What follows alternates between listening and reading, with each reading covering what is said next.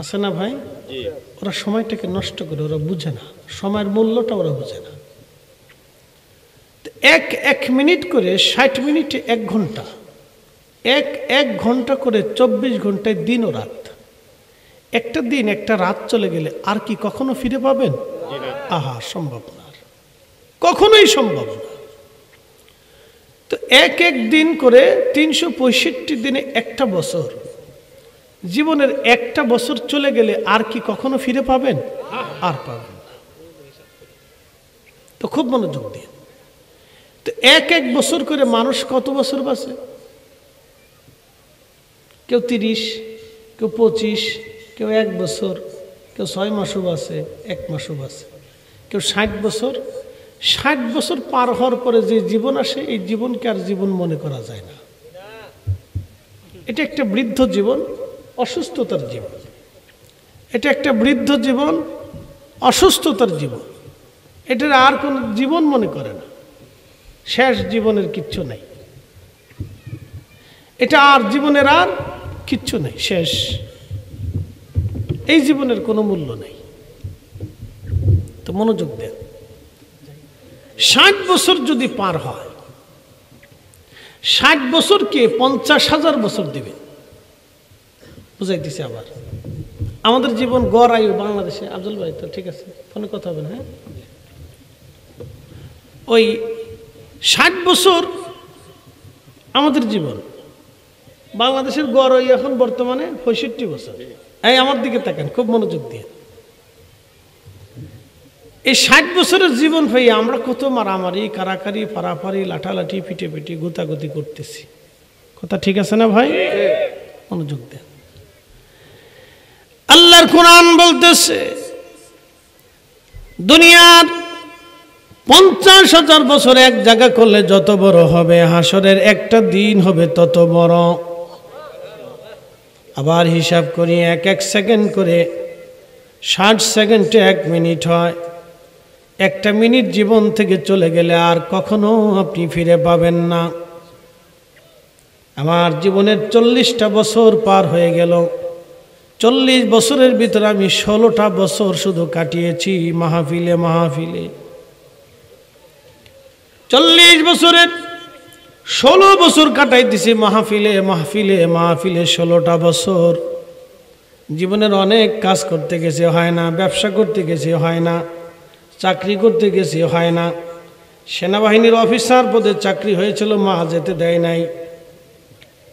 BNCC করার পরে, আমি একজন বিএনসিসি ক্যাডেট, তো কমপ্লিট করার পরে আমাকে চিঠি পাঠালো যে তুমি ফিট, তো চলে আসো, চাকরি দিয়ে দেবো তোমাকে। সেনাবাহিনীর তো অফিসার পদে, বুঝতে পারতেছেন? প্রথম হলো সেকেন্ড লেফটেন্যান্ট, এই পদে প্রথম ইনভলভ করতে হয়। আমার ইন্টারমিডিয়েট শেষে বললো যে তুমি চলে আসো। এক অফিসার আমাকে ইনভাইট করলো, তুমি চলে আসো, তোমার ফিট আছো তুমি সব দিক দিয়ে, একবারে কমপ্লিট ফিট। বুঝতে পারতেছেন? আমার চেহারায় দেখে তো বুঝতে পারছেন আমি সম্পূর্ণ ফিট। তো মা বলল যে না, তোমার যেতে পারবে না। মা, কারণ কি? এত বড় সুবর্ণ সুযোগ। তো বলতেছে তোমার আব্বার জীবনের ইচ্ছা ছিল তোমাকে আলেম বানাবে। তোমার আব্বা আমাকে ওসিয়ত করে গেছে তোমারে দরবারের মাদ্রাসায় পড়ানোর জন্য। তোমার আব্বার ওসিয়ত মানতে হবে, ওইখানে যেতে হবে। তো ঠিক তাই। তো ওখানে যাওয়ার পরে দীর্ঘদিন আমার কয়েকটা বছর কাটলো। তারপরে আল্লাহ পরিবর্তন। তো যাই হোক, এটা আমাদের ইচ্ছার উপরে থাকে না। জীবনের অনেক কাজ করতে গেছি, কোনো কাজে হয় না, শুধু এই কাজে হয়, শুধু এই কাজে হয়। তো হয়তো আমার আব্বার কোনো দোয়া ছিল, কোনো দিনের দোয়া হয়তো আব্বার মঞ্জুর হয়েছে যে আমার এই একটা সন্তানরে তুমি আল্লাহ আলেম বানাও। তো মঞ্জুর হয়েছে, সেই মঞ্জুরের কারণে আমার দুনিয়ার যত দিকে যায় কোনো দিকই হয় না। তো শেষ পর্যন্ত এই দিকেই হয়েছে। তা আমি সিদ্ধান্ত নিয়েছি যেহেতু কোনো কিছু হয় না, তাহলে এদিকে হয়, তাহলে এদিকেই যাই চলে, আর কি করার আছে। তো জীবনের 16 বছর শুধু মাহফিলে মাহফিলে চলে গেল। তো মনোযোগ দেন, আমাদের জীবনের কতটুকুন সময় 40 বছরে 16 বছর যদি মাহফিলে যায়, 16 বছর তার মাহফিলের মধ্যে কাটায়নি। এর ভিতর সফর আছে, স্ত্রী আছে, পুত্র আছে, পরিজন আছে, সমাজ আছে, আত্মীয় আছে, তো সব মিলিয়ে 16 বছর গেছে। তা আমরা কতটুকুন সময় আল্লাহর ইবাদত করি? তো এক এক সেকেন্ড করে, 1 মিনিট 1 মিনিট করে, 60 মিনিট 1 ঘন্টা 1 ঘন্টা করে, 24 ঘন্টায় দিন ও রাত, যেটা চলে গেল আর কখনো পাওয়া যাবে না। এইভাবে 50,000 বছর পার করলে, কত হাজার বছর? একসাথে বলেন, কত হাজার?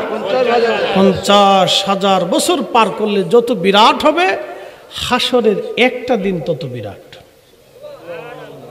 আরো জোরে সুবহানাল্লাহ, আরো জোরে সুবহানাল্লাহ। এখন 50,000 বছর রে 60 বছর দিয়ে ভাগ দেন, তাহলে দেখবেন যে মশা 2.5 দিন বাঁচে। দুনিয়ার হিসাব অনুযায়ী আমরা তুচ্ছ মনে করতেছি, মশা তো 2.5 দিন বাঁচে, আর আপনি হাসরের তুলনায় কয় ঘন্টা পৃথিবীতে বেঁচে থাকেন? 2.5 দিনও পাবেন না, কয়েক ঘন্টা। 2.5 দিনও না, হাসরের তুলনায় কয়েক ঘন্টা আপনি পৃথিবীতে বেঁচে থাকেন মাত্র, শেষ। এবার যদি ওয়াজ বুঝেন তাহলে এতটুকুন বাড়ি নিয়ে চলে যান। যদি ওয়াজ বুঝেন তাহলে এতটুকুন বাড়ি নিয়ে চলে যান যে হাসরের তুলনায় কিঞ্চিত সময় পৃথিবীতে বেঁচে থাকি, অতএব সময়টাকে আমরা কাজে লাগাই। বলে কোন কাজে? নামাজের কাজে, ভালো কাজে, নেকের কাজে, আল্লাহর কাজে, নবীর গোলামির কাজে। কথা বলেন ঠিক কিনা? রাসূলের গোলামির কাজে নিজের জীবনটাকে ব্যয় করে, এটা সফলতা, তাছাড়া আর কোনো সফলতা নেই। প্রিয় উপস্থিতি, খুব মনোযোগ দিবেন,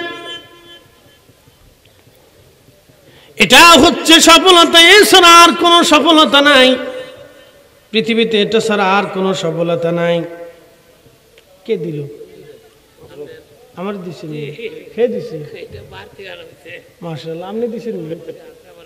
মাশাআল্লাহ, বালা বালা, আতর দিলে বালা, ও আজ আবার ঘুরে যাবে না আতর দিলে। আল্লাহর নবী বললেন আমার কাছে 3টা জিনিস প্রিয়। 1 নম্বর নামাজ, 2 নম্বর আমার স্ত্রীগণ, 3 নম্বর সুগন্ধি। জোরে বলেন 3 নম্বর কি? সুগন্ধি। আপনার তো আতর লাগাবেন না, খাবেন খালি বিড়ি, এটা টাললে শরীর দেখালে তার গন্ধ কয়। কি কথা কন না? মনে কিছু নিয়েন না, যাদের অভ্যাস হয়ে গেছে ছাড়তে হবে ভাই আমার। আল্লাহ পাক, জোরে বলেন আল্লাহ কি? জোরে বলেন আল্লাহ কি? পাক। আল্লাহ পাক ছাড়া কবুল করে না, কথা কন ঠিক কি না? বুকা বুকা বুকা বুকা, একসাথে বলি আল্লাহু আকবার। যারা মুরব্বী আছেন সব চলে আসেন, যারা যুবক আছেন সব চলে আসেন। তাবারক দেওয়ার আগে আসেন, তাবারকের সময় আসলে কোনোটা পাবেন না, তাবারক দেওয়ার সময় আসলে লাভ হবে না। তাবারক দেওয়ার আগে আসেন, তাহলে কাজ হবে। ভিতরে এসে বসে পড়েন। নারে তাকবীর, আল্লাহু আকবার, নারে রিসালাত, ইয়া রাসূলুল্লাহ। তাহলে আমরা বাঁচি কতদিন? কয়েক ঘন্টা, হাসরের তুলনায় কয়েক ঘন্টা। প্রিয় উপস্থিতি, মনোযোগ দিবেন, হাসরের তুলনায় আমরা কয়েক ঘন্টা পৃথিবীতে বেঁচে থাকি, তার মানে মশার জীবনটাকে আমরা তুচ্ছ মনে করলেও হাসরের জিন্দেগি অনুযায়ী আমাদের জীবন অনেক বড় তুচ্ছ, অনেক বড় তুচ্ছ জীবন, অনেক বড় তুচ্ছ জীবন। এই জীবন নিয়ে পারাপারি, মারামারি, কারাকারি, লাফালাফি, গুতাগুতি, এগুলি করে কোনো ফায়দা হবে না। সফলতা হলে এক জায়গা, আল্লাহর গোলামি, নবীর গোলামির মধ্যে সফলতা। আল্লাহর দেওয়া বিধান অনুযায়ী মেনে চলা, রসুলের গোলামি করে যাওয়া, এটাই হলো সফলতা, এর মধ্যে সফলতা, এছাড়া আর কোনো সফলতা নাই। আল্লাহ কোরআনে বললেন আর আই তাল্লাযী ইউকাযযিবু বিদ্দীন। প্রিয় নবী আমার, আপনি কি লক্ষ্য করেন নাই তারা বিচার দিবসকে অস্বীকার করে, হাসরের দিবসকে তারা অস্বীকার করে। হাসরের দিবসকে কারা অস্বীকার করে? আমাদের দেশের বহু মানুষ হাসরকে অস্বীকার করে। বলে কেমনে? যারা আল্লাহকে অবিশ্বাস করে, পুতুলের সামনে মাথা নত করে, প্রতিমার সামনে মাথা নত করে, গাছের সামনে, মাছের সামনে মাথা নত করে, তারা হাসরকে অস্বীকার করে। কিয়ামত অনুষ্ঠিত হবে, আল্লাহ বলেন আল কারিয়াতু মাল কারিয়াতু ওয়া মা আদরাকা মাল কারিয়া ইয়াউমা ইয়াকুনুন নাসু কাল ফারাশিল মাবসুস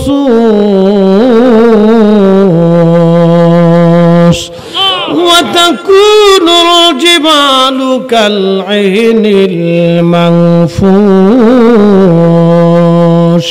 একবার জোরে বলা যাবে কি আল্লাহু আকবার।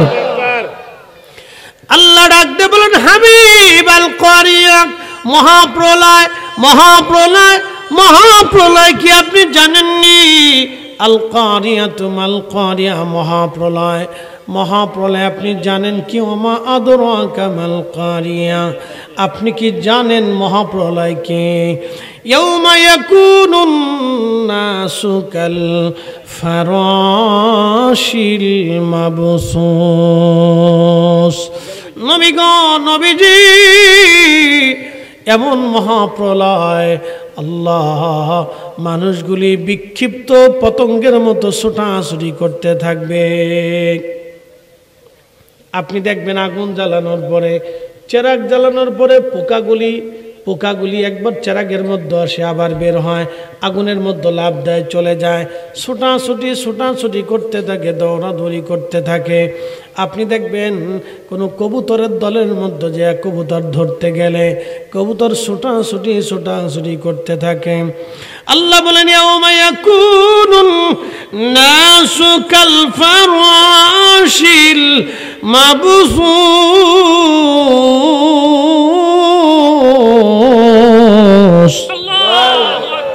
সেই দিন মানুষগুলি বিক্ষিপ্ত পতঙ্গের মতো হাসরের ময়দানে ছোটাছুটি করবে, মানুষগুলি বিক্ষিপ্ত পতঙ্গের মতো দৌড়াবে। আহা, কত কঠিন হবে সেই দিন।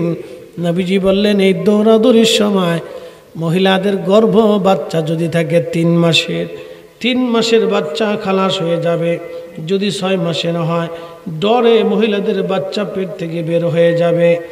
যুবক সেই দিন বৃদ্ধ হয়ে যাবে ভয়ে, কাঁচা চুলগুলি সেই দিন সাদা হয়ে যাবে ভয়ে। পৃথিবী বিখ্যাত একজন নবী, তার নাম হযরত ঈসা রুহুল্লাহ, আল্লাহ থেকে একটা মুজিজা দিয়েছিলেন। তিনি কোনো কবরের পাশে দাঁড়ায় যদি বলতেন, হে কবরওয়ালা কুম বিইজনিল্লাহ, তুমি আল্লাহর হুকুমে জিন্দা হয়ে যাও, আল্লাহ তাকে একটা মুজিজা দিয়েছিলেন। কোনো কবরের পরে যায় যদি বলতেন, হে কবরওয়ালা কুম বিইজনিল্লাহ, আল্লাহর হুকুমে জিন্দা হয়ে যাও, সাথে সাথে কবর থেকে মানুষটা উঠে একেবারে জিন্দা হয়ে মানুষের আকৃতি নিয়ে দাঁড়াইয়া হযরত ঈসা নবীর সাথে কথা বলতো এবং ঈসা নবীর উম্মতের সাথে কথা বলতো।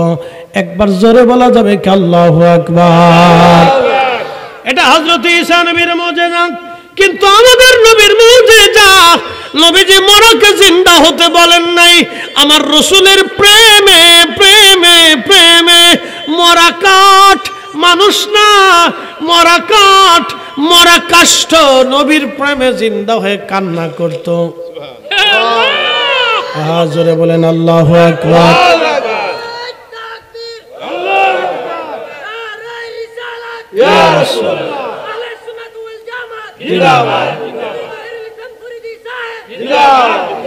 আল্লাহ 1,24,000 নবী রাসূলকে যা দিয়েছে তার চাইতে 70 গুণ বেশি আল্লাহ আমাদের নবীকে আল্লাহ দিয়েছেন। না না হয় না, জোরে বলেন আল্লাহু আকবার। 1,24,000 নবীকে আল্লাহ যা দিলেন 70 গুণ বেশি আল্লাহ আমাদের নবীকে দিয়েছিলেন। আমরা সেই নবীর উম্মত, আমরা সেই নবীর উম্মত। কথা ঠিক কিনা? মনোযোগ দিয়ে কথাগুলি শুনবেন। ও হাজিরিন, হযরত ঈসা রুহুল্লাহর মুজিজা হলো মরার পাশে যাইয়া কবরের পাশে দাঁড়ায় বলতেন কুম বিইজনিল্লাহ, আল্লাহর হুকুমে দাঁড়াও, সাথে সাথে আল্লাহর হুকুমে দাঁড়ায় যাইতো। ঈসা নবীর উম্মত বলল, নবী গো, আপনি তো আল্লাহর হুকুমে মুর্দাকে জিন্দা বানান, তাহলে হযরত হাম আলাইহিস সালাম, যিনি হযরত নূহ নবীর বেটা, নূহ নবীর ছেলেকে আমাদের মাঝে জিন্দা করান এবং তার কাছ থেকে আমরা মহাপ্লাবনের কথা শুনব, যেহেতু সে তখন দুনিয়ার মধ্যে জিন্দা ছিল।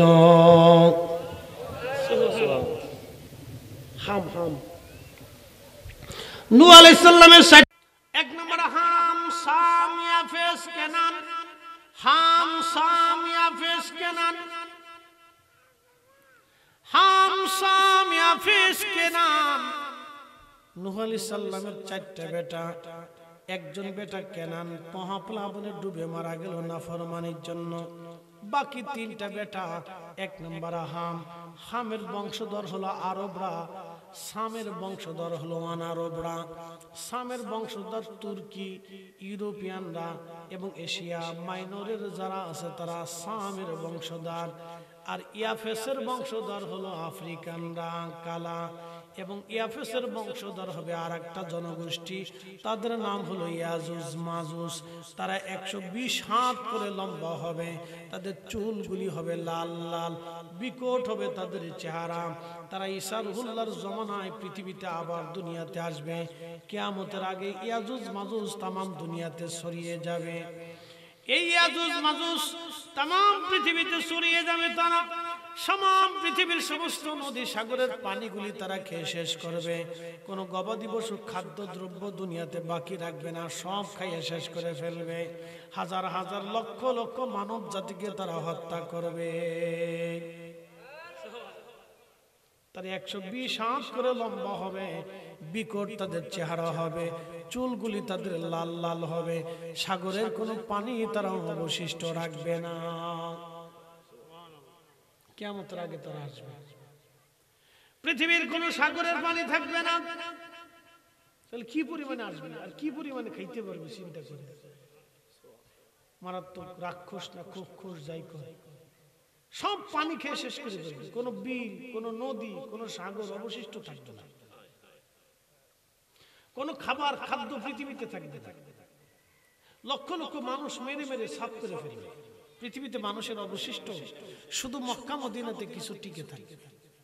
এ সময় ঈসা আলাইহিস সালামের কাছে লোকেরা যে বলে, হুজুর আপনি দোয়া করে দেন, এদের যন্ত্রণায় পৃথিবী শেষ, তখন জিহাদ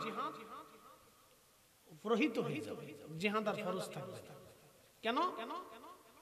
এজন্য থাকবে না, ওই সময় মুসলমানরা জিহাদ করতে পারবে না, কারণ ইয়াজুজ মাজুজের সাথে যুদ্ধ করার মতো ক্ষমতা মুসলমানদের থাকবে না। হযরত ঈসা নবী দোয়া করবেন, রব্বি এমন এক জাতি দুনিয়াতে পাঠাইলেন যাদের সাথে যুদ্ধ করা আমরা অক্ষম, আল্লাহ আপনি আমাদেরকে বাঁচান। ঈসা আলাইহিস সালামের দোয়া কবুল হয়ে যাবে। তাদের ঘাড়ের উপরে আমাদের দেখবেন এখানে একটা হাড় আছে, আছে না? ঘাড়ের এখানে একটা উঁচু একটু হাড় আছে, এইখানে তাদের পোকা লাগবে, ক্যান্সার হবে। তাদের এইখানে পোকা হবে, ওই পোকার কারণে তারা মারা যাবে। সারা পৃথিবীর ইয়াজুজ মাজুজ মইরা লাশ হয়ে জায়গায় জায়গায় পড়ে থাকবে। প্রচন্ড দুর্গন্ধে তামাম পৃথিবী দুর্গন্ধ ছড়িয়ে যাবে। তামাম দুনিয়াতে দুর্গন্ধ ছড়িয়ে যাওয়ার পরে মানুষেরা বলবে, ইয়া ঈসা নবী এই ইয়াজুজ মাজুজের কারণে আমাদের অবস্থা খারাপ, গন্ধে বাঁচা যায় না, আপনি দোয়া করেন আল্লাহ যাতে আমাদেরকে বাঁচায়। ঠিক ওই সময় ইয়াজুজ মাজুজের জন্য আল্লাহর নবী ঈসা নবী দোয়া করবে। ঠিক আকাশ থেকে একাধারে 7 দিন পর্যন্ত বৃষ্টি নামবে। প্রচন্ড বৃষ্টির কারণে ইয়াজুজ মাজুজকে ভাসায় নিয়ে চলে যাবে সাগরে। একসাথে বলবেন আল্লাহু আকবার। সারা পৃথিবীতে একটানা বৃষ্টি হবে, কোথাও বাদ যাবে না। রব কে? আল্লাহ। একসাথে বলুন কে? আল্লাহ। সারা পৃথিবীতে বৃষ্টি হবে একসাথে একটানা 7 দিন, 1 ইঞ্চি জায়গাও বৃষ্টির বাদ থাকবে না। সুবহানাল্লাহ। প্রচন্ড বৃষ্টিতে সাগর নগর নদী নালা ভরে প্লাবনের মতো হয়ে যাবে। সমস্ত ইয়াজুজ মাজুজের লাশ পানিতে ভাসায় নিয়ে সাগরে নিয়ে চলে যাবে, শেষ। পৃথিবী ক্লিয়ার। তখন এত পরিমাণে ফসল হবে যে এক গ্রামে এক ফসলে সারা গ্রামের মানুষ শেষ করতে পারবে না। একটা আনার ফলে এত পরিমাণে বড় হবে যে এক আনার ফল সারা গ্রামের মানুষ খেয়ে শেষ করতে পারবে না। গাভীর এত পরিমাণে দুধ হবে যে এক গাভীর দুধ সারা গ্রামের মানুষ খাইয়ে শেষ করতে পারবে না। বুঝে নেব কি বরকত হবে সেই সময়। এ মুসলমান খুব মনোযোগ দিবেন। হাজিরিন, কঠিন মেহশরের কথা বলতে যে আমি চলে গেলাম এদিক, মানুষ বিক্ষিপ্ত পতঙ্গের মতো ছোটাছুটি করবে। কঠিন হাসরের দিন, ভয়াবহ এই দিনে আল্লাহ নবী বললেন তিন জায়গা আমার উম্মত বাবা মার পরিচয় দেবে না, মা সন্তানের পরিচয় দিবে না, সন্তান বাবার পরিচয় দিবে না, বন্ধু বন্ধুর পরিচয় দিবে না, ভাই ভাইয়ের পরিচয় দিবে না। আল্লাহ নবী বলেন উম্মত প্রথম নম্বর হলো মিজানের পাল্লায় নেকের পাল্লা ভারী হবে না গুনার পাল্লা ভারী হবে। এই কঠিন সময়ে, কঠিন মুহূর্তে আল্লাহ নবী বলতেছিলেন আমার উম্মত রে, এই কঠিন সময়ে নেকের পাল্লা ভারী হবে নাকি গুনার পাল্লা ভারী হবে, বান্দা চিন্তায় পেরেশান হয়ে যাবে। এই সময় মা সন্তান বলে যাবে, সন্তান মা বলে যাবে, বাবা মা বলে যাবে, স্বামী স্ত্রী বলবে, স্ত্রী স্বামী বলে যাবে, সবাই নফসি নফসি, আমি আমি আমি, আমার উপায় কি, আমার উপায় কি, আমার উপায় কি, আমার উপায় কি বলে কাঁদতে থাকবে। সবাই চিন্তা নেকের পাল্লা ভারী না গুনার পাল্লা ভারী। দুই নম্বর আমলনামা ডান হাতে নাকি বাম হাতে, ডান হাতে নাকি বাম হাতে আমলনামা হবে।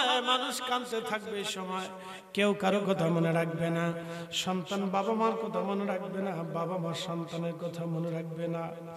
কঠিন পরিস্থিতি।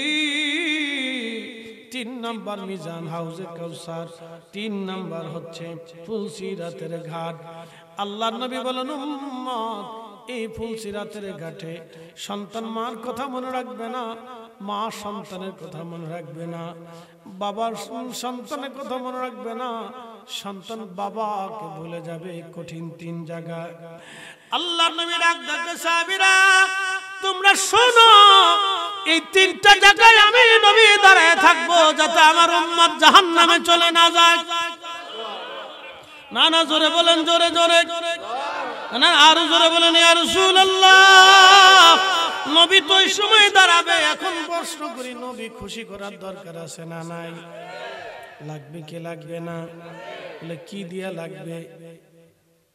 আল্লাহ রসুলের মোহাব্বত দিয়া, সুন্নত দিয়া, আদর্শ দিয়া আমাদের নিজেদের জীবনকে রাঙ্গাইতে হবে। নবীর চরিত্র দিয়া, নবী যেমনে খাইছে অমনে খাইতে হবে, নবী যেমনে ঘুমাইছে সেমনে ঘুমাইতে হবে, নবী যেমনে কথা বলছে সেমনে কথা বলতে হবে, নবী আমানত রক্ষা করেছে আমানত রক্ষা করতে হবে, নবী ওয়াদা রক্ষা করছে ওয়াদা রক্ষা করতে হবে, নবী মিথ্যা বলে নাই মিথ্যা বলা যাবে না, নবী মানুষ ঠকায় নাই আমরা ঠকাবো না, নবী স্ত্রীর সঙ্গে সুন্দর আচরণ করছে আমাদের তাই করা লাগবে, নবী এতিমের হক রক্ষা করছে আমাদের তাই করা লাগবে, আল্লাহর নবী গরিবের হক রক্ষা করেছে আমাদের তাই করা লাগবে, প্রতিবেশীর সাথে নবীজি সুন্দর আচরণ করছে আমাদের তাই করা লাগবে, ব্যবসা বাণিজ্য নবী কাউরে ঠকায় নাই আমরা ঠকাইতে পারবো না। আল্লাহর নবী নামাজ কাজা করে না আমরাও করব না, নবী রোজা রাখছে আমরাও রাখবো, আল্লাহ হালাল যেটা করছে আমরা মানবো, যেটা হারাম করছে সেটাও মানবো, নবী যেইভাবে চলেছে আমরা সেইভাবে চলবো, নবী যেইভাবে চলতে হুকুম দিয়েছে সেইভাবে মানবো, আর রসুলের মহাব্বত আমাদের অন্তরটাকে উজালা করে ফেলবো। আল্লাহ রসুল শান মানে ইজ্জতে তাকরিমে তাজিমে আমরা পরিপূর্ণ থাকবো। কথা বলে ঠিক কিনা? বুঝতে কি কোনো অসুবিধা হচ্ছে? আল্লাহ বুঝার তৌফিক দিক বলে না। খুব ইম্পর্টেন্ট কথা।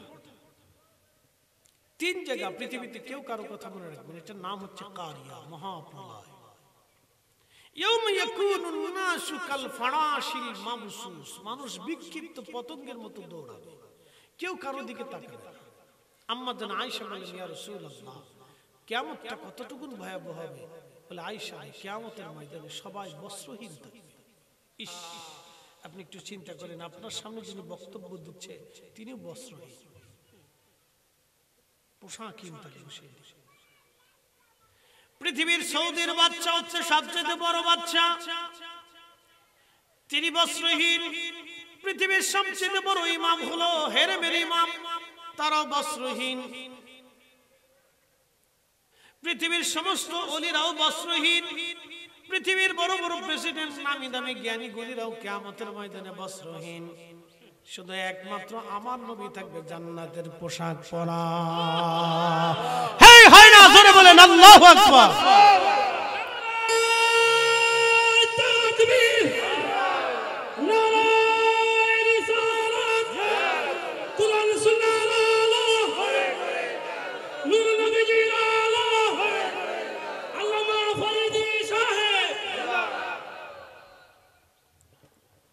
ত্রিভুবনের প্রিয় মুহাম্মদ এলোন দুনিয়ায়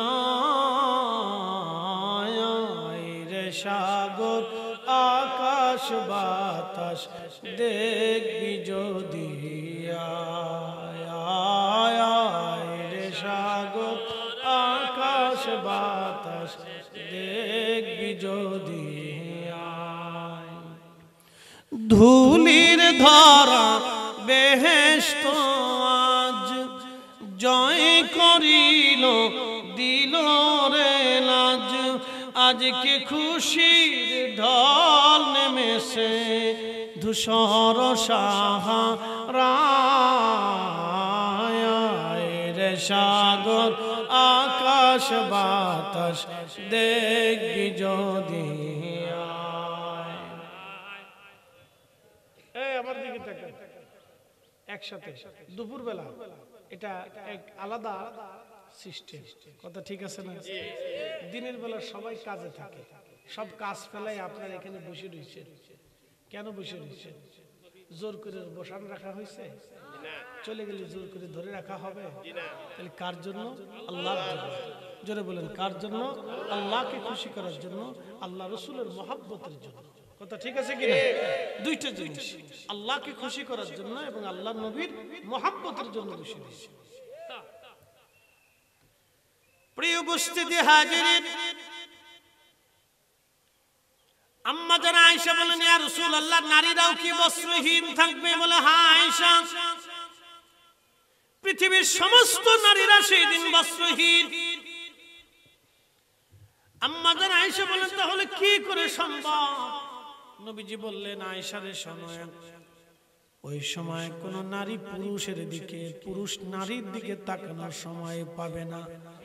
অথচ 2-1 বছর যাবে না, দুনিয়ার 50,000 বছর, আখিরাতের একটা দিন বরাবর হবে, হাজার হাজার বছর সেই দিন পার হবে, কিন্তু কেউ কারো দিকে তাকানোর মতো সময় নাই, সময় নাই, কত বিভীষিকাময় হবে। আল্লাহ বলেন, ওয়াতাকুনুল জিবালু কালইহিনিল মানফুশ। সেই দিনটা এত ভয়াবহ হবে, পাহাড়গুলি ধূলিত পশমের মতো উড়ে উড়ে চলে যাবে। পৃথিবীর সবচেয়ে বড় পাহাড়ের নাম মাউন্ট এভারেস্ট। আমি এই মাউন্ট এভারেস্ট দেখার জন্য দার্জিলিং গিয়েছিলাম। দার্জিলিং, এই মাউন্ট এভারেস্ট দেখার জন্য আমি দার্জিলিং গেলাম। জলপাইগুড়ি থেকে মাহফিল শেষ, শিলিগুড়ি থেকে মাহফিল শেষ করে আমি দার্জিলিং উঠলাম। শিলিগুড়ি থেকে দার্জিলিং পর্যন্ত 70 কিলোমিটার রাস্তা, পাহাড়ি রাস্তা, বেয়ে বেয়ে বেয়ে বেয়ে শুধু উপরের দিকে যাওয়া লাগে, নিচে আসার সুযোগ নাই। দার্জিলিং যেতে হলে পাহাড় বেয়ে বেয়ে বেয়ে বেয়ে শুধু উপরের দিকে যেতে হবে, শুধু উপর আর উপর। দার্জিলিং এর রাস্তায় বাংলাদেশের সাধারণ কোন ড্রাইভার গাড়ি চালাইতে পারবে না, আর হার্টের রোগী যারা, তারা দার্জিলিং ঘুরতে পারে না। যদি একবার উপরে উঠে নিচের দিকে তাকে স্টক করে ফেলতে পারে। এত কঠিন দার্জিলিং এর রাস্তা, একবারে পাহাড়ের পার কেটে কেটে কেটে কেটে রাস্তা বানানো। একটা পার যদি একটা গাড়ি পড়ে যায়, তাহলে গাড়িও পাবে না, মানুষও পাবে না, যাত্রীও পাবে না, গাড়িও পাবে না। এই জন্য ওই অঞ্চলের ড্রাইভার ছাড়া কোনো গাড়ি ওই অঞ্চলে চালাইতে পারে না। খুব মনোযোগ দেন। সেই দার্জিলিং গেলাম। দার্জিলিং যাওয়ার আগে একটা শহর আছে ঘুম, ঘুমটা আরো উঁচু উঁচু, ঘুম থেকে নিচের দিকে যাওয়া লাগে দার্জিলিং। আবার দার্জিলিং থেকে আসার সময় ঘুম হয়ে আবার শিলিগুড়ি আসা লাগে।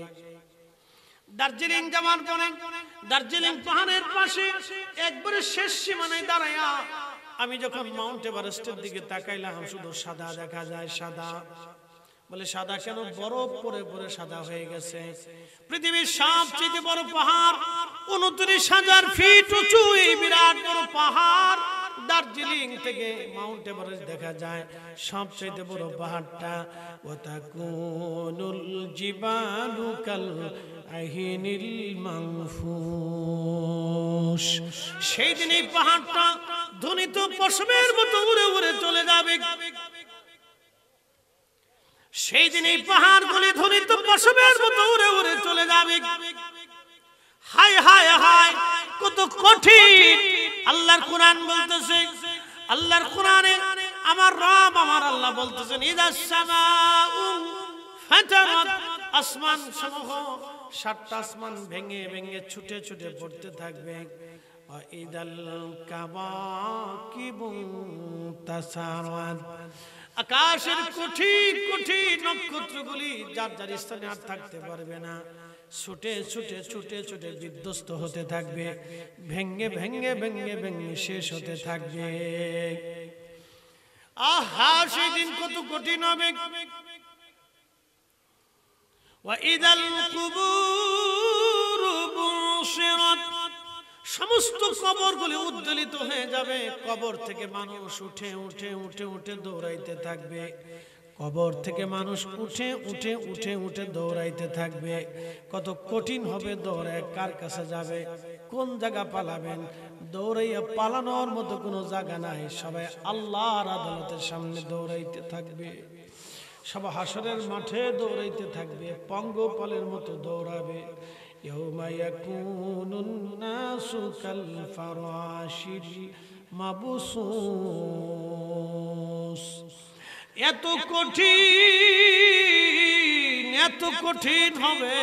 সূর্যটা থাকবে মাথা বরাবর, প্রচন্ড উত্তাপে মানুষের শরীর থেকে ঘাম বের হইয়া একেবারে হাসর মাঠ একবারে কানায় কানায় ভরে যাবে।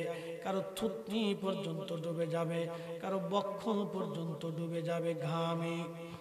বিশ্রী দুর্গন্ধ ছড়িয়ে যাবে, মানুষ মারাও যাবে না, বেঁচেও থাকবে না, পাগলের মতো প্রলাপ বকতে থাকবে।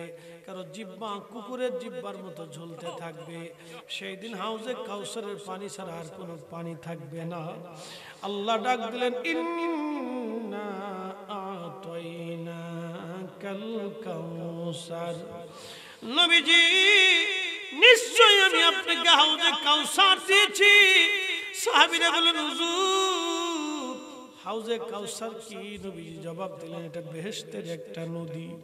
এই নদীর পানি মিশকাম্বরের চাইতে ঘেরান হবে।